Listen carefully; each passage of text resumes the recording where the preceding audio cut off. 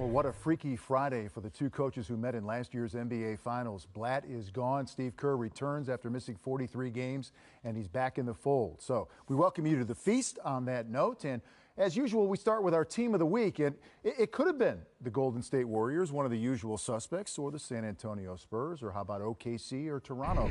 But instead, we went off the board wild card. How about the Sacramento Kings, who have won their last 5 games? Well, doing some interesting things out there. 8-3 in the new year, Smitty.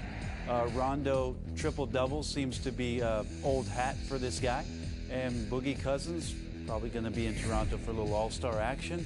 George Karl making something of a band of misfits. Who would have imagined? What I love about it, Brent, is like you said, Rondo has the basketball, and sometimes you don't want a guy to dominate the basketball, but when there's a guy who wants to pass the basketball, do you see how quick they get the basketball to him off the glass? Cousins is getting it to him. Rudy Gay is getting it to him because he's finding guys, and we all want to score. We're going to get out and run, and I think what he's doing is taking the basketball out of Cousins' hand is making him better. Before Rondo, they went through him, and Cousins dribble, made plays because he had that skill set. Now with Rondo, he's been able to catch, go into his shot, because Rondo is leading him into a play to make plays versus him trying to create plays. I think DeGeorge has done a great job, too, of really using all the strong attributes of the guys on the bench. Darren Collison has played well off the bench. Omri Caspi has been phenomenal this year, shooting the lights out from three-point line. And he's gotten good minutes from Ben McLemore and certainly good minutes from Bellinelli. So a nice balance out there for this basketball team that's making some strides. No question. They moved up to 8th in the Western Conference, and they're talking playoffs for the first time. They haven't been in a decade. And so they're saying, you know what, we want to get in the party. Meanwhile, it's a killer combo from the Kings, who are part of our Connecting the Dots this week. They made quite a play. Oh, quite yeah. A combo. A nice combo at the end of the game to beat the Atlanta Hawks, who we know are a well-disciplined team.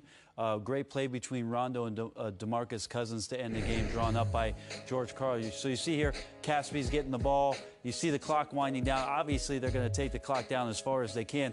And Dennis Schroeder doing his best job to deny Rondo the ball. They don't want the best passer to make the play, but Schroeder, Smitty, gives up, like at the last minute, gives up the ball to allow Rondo to make this pass. And because Schroeder jumps in the air, that's exactly the moment that Rondo is able to beat Schroeder on the cut, comes around the baseline, weak side's all hemmed up because they've got some movement, at least a down screen by Caspi, and Rondo sneaks around the corner. Al Horford's not leaving Cousins because he doesn't want him to score, and Rondo sneaks in to get the game-winning layup. But, Smitty, I think Schroeder learned the move from you to try to get this offensive foul. If you're beat, try to take this charge, see if the refs give you one. He did. They didn't give it to him.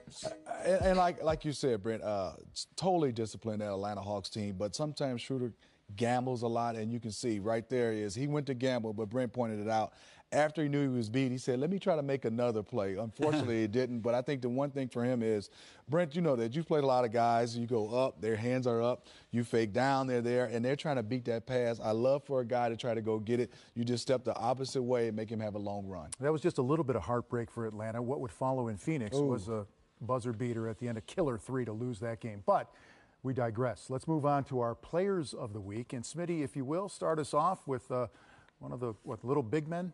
Yeah, I do call him a little big man. Yeah. And what I love about him is I've been telling a lot of young guys to watch the way Kemba Walker handles the basketball. We love a Kyrie, we love a Stephen Curry, where they handle it, but he keeps the basketball in front of him, and his change of pace, he goes from a 10 to a 10 and a half. He accelerates. But let's talk about some of his numbers. You started talking about, for me, he was 3-1. He's averaging about 35 points.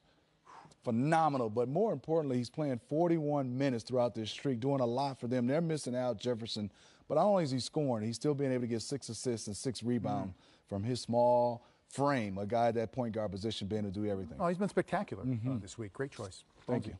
My choice, I went way out on a limb and went with Anthony Davis of the New Orleans Pelicans. Wow, there's a shocker. But it really has been his dominant play in helping New Orleans gain a lot more confidence. 3-1 this week.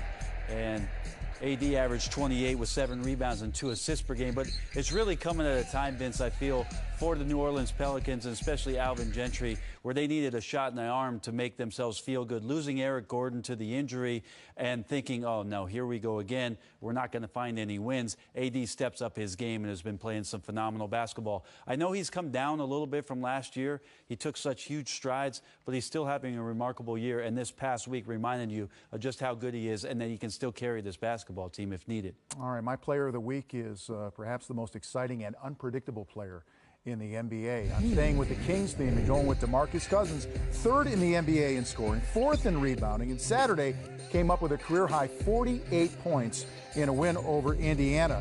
That's right, he's 3rd in scoring behind Steph and Harden. Tied the arena mark with 48 points in his previous game, and 3 shy of the all-time Kings record of 51 set by Chris Webber. So DeMarcus Cousins, like him, love him. He's here to stay. I think Boogie's putting together an historic season, certainly a career best overall for him. And if they can make the playoffs and he has some of these huge games in the playoffs, he'll be starting to elevate his, I think, his game to another national level where people are starting to appreciate him a little bit more. Well, the Kings better watch out. They'll get George Karl fired out there if they start playing too well. Oh, that was a shot.